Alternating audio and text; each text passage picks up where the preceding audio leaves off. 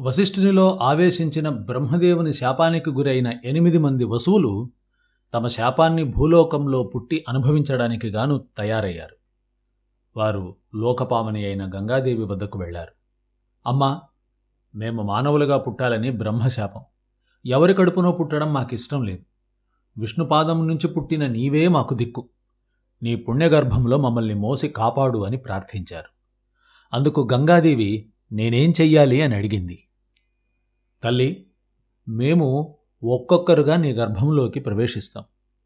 9 నెలల గర్భవాస దుఃఖాన్ని అనుభవిస్తాం. ఆ తరువాత భూమిపైకి పడతాం.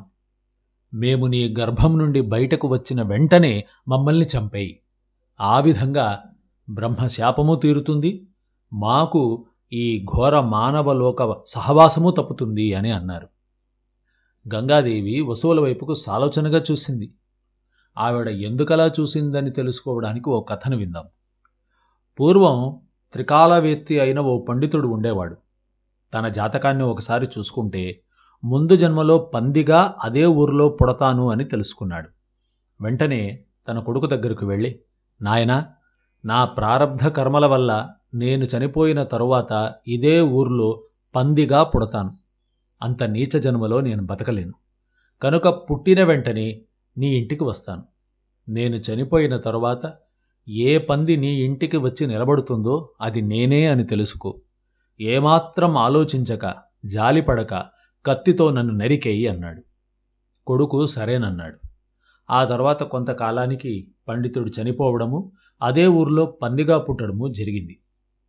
తండ్రి మాట ప్రకారం కొడుకు ప్రతిరోజు తన ఇంటి ముందు ఏదైనా పంది వచ్చి నిలుచుకుంటుందేమోనని ఎదురు చూసేవాడు. కానీ అలాంటిది ఏదీ జరగలేదు. ఉన్నట్టుండి ఒకరోజు ఇంటి అరుగు మీద కూర్చున్న కొడుక్కి ఓ పెద్ద పంది ఇంటి దగ్గరకు వచ్చి నిలుచున్నది చూశాడు. తన నాన్నే వచ్చాడు అనుకుని లోనికి వెళ్ళి కత్తిని తీసుకొచ్చాడు. అప్పుడు ఆ పంది మానవ భాషలో మాట్లాడడం మొదలుపెట్టింది. నాయనా, నువ్వు నన్ను సరిగ్గానే గుర్తుపట్టావు. నేను నీ తండ్రినే. నా కర్మ కొద్దీ పందిగానే పుట్టాను. కానీ నాకు చావడం ఇష్టం లేదు. ఏదో అనుకున్నాను, కానీ ఈ పంది జన్మ కూడా చాలా బాగుంది. ఒక్క మురికి గుంటలో పడుకోవడం, అశుద్ధం తినడం వంటివి వదిలేస్తే నాకు ఎందరో భార్యలున్నారు, గంపెడంత సంతానం ఉంది. వాళ్లతో రోజులు హాయిగా గడిచిపోతూ ఉన్నాయి. నేను ఈ జన్మను పూర్తిగా అనుభవించే పోతాను అని చెప్పి వెళ్ళిపోయింది ఆ పంది. ఈ కథా నేపథ్యాన్ని మనం దృష్టిలో పెట్టుకుంటే ఇప్పుడు గంగాదేవి వసువుల్ని అడగబోయే ప్రశ్నలోని స్వారస్యం మనకు తెలుస్తుంది. గంగాదేవి ఇలా అంటోంది, వసువులారా, ఈరోజేమో మీరు పుట్టగానే చంపయ్యమని నన్ను అడుగుతున్నారు. కానీ రేపు మీరు పుట్టాక మమ్మల్ని ఎందుకు చంపావు అని నన్ను నిలదీస్తే ఎలా అని అంది. ఆ తర్వాత గంగాదేవి మళ్ళీ అంటుంది, కనుక మీకు నాకు మధ్య విశ్వాసం ఉండాలి. మీరు మానవులుగా పుట్టినప్పుడు నేను చంపడమన్నది మీరు కోరుకున్నదన్న జ్ఞాపకం మీకుండాలి. అలా ఉంటేనే నేను మీకు సహాయపడతాను అని నొక్కి చెప్పింది గంగ. అందుకు అష్టవసువులు ఒప్పుకున్నారు. ఆ 8 మందిలో 7 మందిని పుట్టిన వెంటనే నదిలోకి విడిచిపెట్టడం ద్వారా వారికి శాప విముక్తి, ఒక్కణ్ణి మాత్రం భూమి మీద బ్రతికేందుకు ప్రాణాలతో వదిలేయడం అన్న ఆలోచనతో అష్టవసువులను భూమి మీదకు తీసుకొచ్చేందుకు రంగం సిద్ధమయ్యింది. ఇంతకు ఎక్కడ ఉంది ఆ రంగం? కురువంశానికి చెందిన ప్రతీప మహారాజు కొలువు తీరిన సభామందిరమే ఆ రంగం. ఒకనాడు ప్రతీప మహారాజు సభను తీర్చి ఉండగా అక్కడకు గంగాదేవి వచ్చింది. ఆమె సభాద్వారం నుండి నడుచుకుంటూ వస్తూ ఉంటే ఏ భటుడు, ఏ వ్యక్తి కూడా ఆమెను ఆపేందుకు ప్రయత్నించలేదు. ఎందుకంటే ఆవిడలోని ఆ అపూర్వమైన దైవీ కళ కారణం. అందరూ కళ్ళు అప్పగించి నోళ్లు వెళ్లబెట్టి చూసేవారే కానీ ఆమెను అడ్డుకునేవారు లేరుగాక లేరు. అలా గంగ రావడమే ప్రతీప మహారాజు కుడితోడపైన కూర్చోవడం చేసింది. భార్యాభాగః వామ ఇతి ప్రసిద్ధః అన్న ధర్మశాస్త్ర వచనం ప్రకారం నిన్ను నేను కూతురుగానో లేక కోడలిగానో పరిగణించాలి.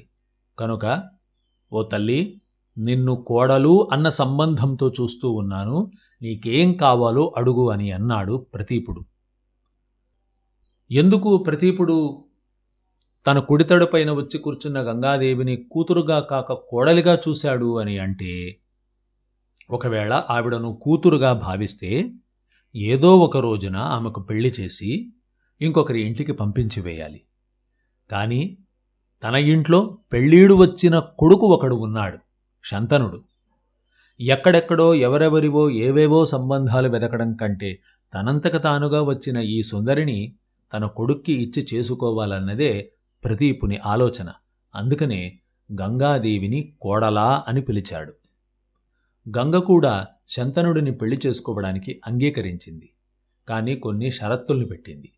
వాటిల్ని ఒప్పుకుంటేనే పెళ్లి జరుగుతుంది అని అన్నది. ఏమిటా షరతులు? రాజా, నీ కుమారుడు ఎన్నడూ కూడా నేను ఎవరిని అని తెలుసుకునే ప్రయత్నం చెయ్యకూడదు. అంతేకాదు, నేను ఏం చేస్తున్నాను, ఎందుకు చేస్తున్నాను అని కూడా ప్రశ్నించకూడదు. ఈ నియమాలకు ఒప్పుకుంటేనే పెళ్లి జరుగుతుంది అని అంది గంగ. ఈ షరతులకు ప్రతిపుడే కాదు, శంతనుడు కూడా ఒప్పుకున్నాడు. అలా గంగా శంతనుల వివాహం జరిగింది. ఒక దేవతా స్త్రీ, ఒక మానవుడు దాంపత్య జీవనాన్ని ప్రారంభించారు. శంతనుడు వరుణదేవుడే అయినప్పటికీ బ్రహ్మశాపం ప్రకారం మానవుడిగా పుట్టాడు. కాని గంగాదేవికి ఎలాంటి శాపం లేదు. ఆవిడ దేవతా స్త్రీగానే ఉంది. కాని మానవుడిని పెళ్లి చేసుకుని పిల్లల్ని కనడం అన్నది ఎందుకు జరిగింది అని అంటే, అందుకు కారణం గంగాసాగర సంగమంలో గంగాదేవి బ్రహ్మ పట్ల చేసిన అనుచిత ప్రవర్తనే కారణం. అప్పుడు వరుణుడు మహాభిషక్ అన్న పేరుతో మానవుడిగా పుట్టాడు. అప్పుడు కూడా గంగ భూమిపైకి రాలేదు. అదే వరుణుడు మళ్ళీ ఇంకొకసారి బ్రహ్మ పట్ల తప్పు చేసి మానవుడిగా పుట్టాడు, శంతనుడిగా పుట్టాడు. కానీ ఈసారి గంగ దివి నుండి భువికి దిగివచ్చింది, అతడిని పెళ్లి చేసుకునింది. ఒకవేళ గంగ కూడా శంతనుడిలాగనే మానవ జన్మను ఎత్తి ఉంటే మరో మానవుడిని పెళ్లి చేసుకుంటే అది సరిగ్గా ఉండేది. కానీ ఇప్పుడు గంగ మానవ రూపంలో రాలేదు, దేవతా రూపంలోనే వచ్చింది. శాపం ఉన్నది ఒక్క వరుణుడికి మాత్రమే. కనుక వరుణుడు మానవుడిగా వచ్చాడు, గంగాదేవి దేవతాస్త్రీగానే ఉంది. ఆ విధంగా దేవతాస్త్రీ మానవుణ్ణి పెళ్లి చేసుకుంది. ఏమిటి దీనర్థం? ఇందులో మనం తెలుసుకోవలసిన అంశం ఏమిటి అని అంటే, ఆచార్య మధ్వులు వివరిస్తారు. యద్యపి గంగకు బ్రహ్మశాపం లేకపోయినా బ్రహ్మ పట్ల జరిగిన అపచారంలో ఆమెకు భాగం ఉండడం వల్ల ఇలా మానవుణ్ణి పెళ్లి చేసుకోవలసిన సందర్భం వచ్చింది. ఈ సందర్భానికి ఇంకొక కారణం కూడా ఉంది. బ్రహ్మశాపానికి గురి అయిన అష్టవసువులను రక్షించడం అన్నదే ఇంకొక కారణం. ఈ విధంగా పూర్వం బ్రహ్మ పట్ల తను చేసిన అపచారానికి ప్రాయశ్చిత్తంగాను, అదే బ్రహ్మశాపానికి గురి అయిన అష్టవసువులను కాపాడుకోవడానికి గాను తాను దేవతాస్త్రీ అయినా కూడా మానవుడైన శంతనుణ్ణి పెళ్లి చేసుకోవడానికి సిద్ధపడింది గంగాదేవి. అందులోనూ శంతనుడు వేరెవరో పరాయి పురుషుడు కాడు, మూల రూపంలో తన భర్త అయిన వరుణుడే. కనుక ఓ రకంగా బ్రహ్మశాపం వల్ల ఏర్పడిన పతీవియోగాన్ని ఈ పెళ్లి ద్వారా కొంతకాలమైనా తీర్చుకునే అవకాశం ఏర్పడింది గంగకు. ఇలా పరమాత్ముని లీలలు అద్భుతమైన లెక్కాచారంతో కూడి ఉంటాయి. ఎవరెవరు ఎక్కడెక్కడ ఏ ఏ జన్మల్లోనో చేసిన కర్మలను, వాటి ఫలాలను, పొందిన వరాలను, అనుభవించాల్సిన శాపాలను అన్నింటినీ లెక్కవేసి అవి ఏ ఏ జన్మలలో ఎవరెవరితో ఎలా ఎలా తీరాలో కూడా జమలు వేసి ఆయా జన్మల్లో ఆయా కాలాల్లో పుట్టి అనుభవించేట్టుగా ఏర్పాటు చేస్తాడు భగవంతుడు. ఇప్పుడు వరుణుడు శంతనుడుగా పుట్టినప్పుడు గంగాదేవి తన మూల రూపమైన దేవతాస్త్రీ రూపంలోనే వచ్చి ఆ మానవుడైన శంతనుడిని పెళ్లి చేసుకుంది. ఇందుకు కామమనేది కారణం కాదు, వసువులను ఉద్ధరించాలి అన్న సత్సంకల్పమే కారణం. కనుక దేవతల చర్యలను కూలంకషంగా పరిశీలించి అర్థం చేసుకోవాలే తప్ప మిడిమిడి జ్ఞానంతో వారిని తిట్టడమో అపహాస్యమో చేయకూడదు. సరే, ఇప్పుడు ఇక్కడ ఒక దేవతాస్త్రీ, ఒక మానవుడు దాంపత్యాన్ని నిర్వహించబోతున్నారు.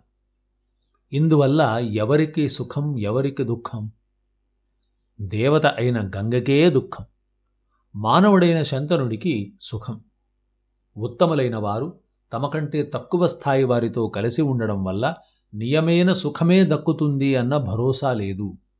ఆ విధంగా ఉత్తమమైన దేవతాస్థానంలో ఉన్న గంగకే దుఃఖం ఎక్కువ. కనుక గంగా శంతనుల పెళ్ళి అది ఇద్దరు అసమానమైన వారి మధ్య జరిగిన పెళ్ళి. ఇలాంటి పెళ్ళిళ్ళు ఈ కలికాలంలో మరింత ఎక్కువగా జరుగుతూ ఉన్నాయి. పెళ్లి చేసుకోబోతున్న వారి యోగాయోగాలు, యోగ్యాయోగాల పట్టింపు లేకుండా పోతోంది. గుణగణాల విమర్శ లేకుండా పోతోంది. ఒక అమ్మాయికి ఒక అబ్బాయి దొరికితే చాలు అన్న ధోరణినే ఎక్కువగా ఉంది. దీనివల్ల ఆ సంసారాలు ఎలా ఉండబోతాయో మనం ఇప్పుడే ఊహించలేము. అయితే ఇక్కడ గంగాశంతనుల విషయంలో ఇద్దరూ అసమానమైన స్థాయిలో ఉన్నవారు కనుక ఆ దాంపత్యం ఎక్కువ కాలం సాగలేదు. వారిద్దరి మధ్య ఏమైంది? ఎందుకు వారి దాంపత్యం అర్ధాంతరంగా ముగిసింది? దాని వెనక ఉన్న లౌకిక కారణాలేమిటి, ఆధ్యాత్మిక రహస్యాలేమిటి అన్న వాటిల్ని రాబోయే భాగంలో చూద్దాం. శ్రీకృష్ణార్పణమస్తు.